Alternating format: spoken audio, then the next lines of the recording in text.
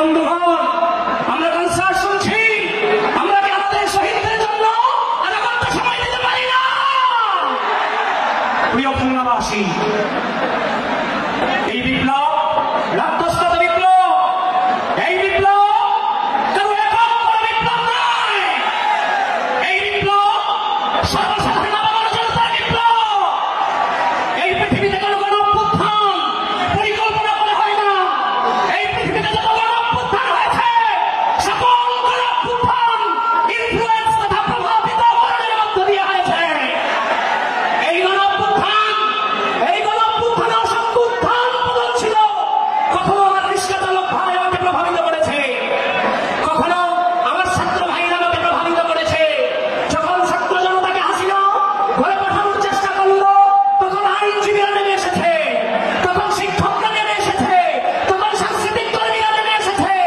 বিদেশে বসে আমাদের রেমিটেন্স সূত্ররা বিক্ষোভ করেছে, আমাদের রেমিটেন্স বন্ধ করে দিয়েছে। শুধু তাই নয়, এদেশের আপামর ছাত্র জনতা এবং রাজনৈতিক ছাত্র সংগঠনের অবদান এই বিপ্লবে অনস্বীকার্য। এজন্য আমি বলে থাকি, এই বিপ্লব সামগ্রিক বিপ্লব, এই বিপ্লব বাংলাদেশের বিপ্লব, এই বিপ্লব কোনো একার সম্পত্তি নয়। প্রিয় বন্ধুগণ, সোজা বক্তব্যে যেতে পারি না।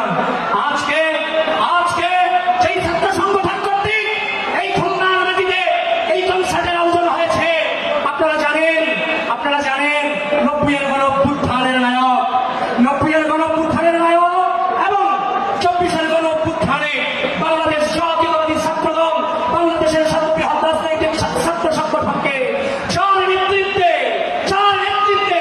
এই ছাত্র সংগঠনের প্রত্যেকটি নেতাকর্মী জীবন দিয়ে বিপ্লবকে সফল করেছে এবং 150-এর অধিক নেতাকর্মী জীবন দিয়ে দিয়েছে। আপনাদের নেতা, খুলনার মাটি মানুষের নেতা জনাব আলহাজ রকিবুল ইসলাম বকো। প্রিয় বন্ধুগণ, আমি তো সোজা বক্তব্যে যেতে পারি না।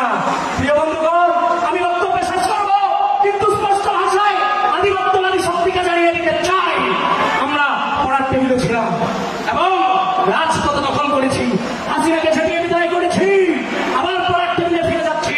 যদি আবারও এই রাষ্ট্রের বিরুদ্ধে কোন ষড়যন্ত্র হয়, আবারও লাঠি হাতে রাজপথে জীবন দেওয়ার জন্য আমরা প্রস্তুত।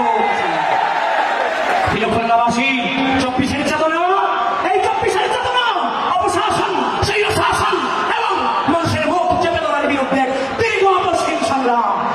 এই চেতনাকে অক্ষুণ্ণ রাখতে হবে। মানবতার স্বাধীনতার পক্ষে, আধিপত্যবাদের বিরুদ্ধে এই নাগরিক মানুষদের বিজয় চিরকাল নিশ্চিত ছিল, ভবিষ্যতেও থাকবে। শেষ কথা বলে যাই, খুলনার ছাত্র সমাজ, যুব সমাজ, আম জনতা মনে রাখবেন, শোষণ, হিংসা ও প্রতিশোধের রাজনীতির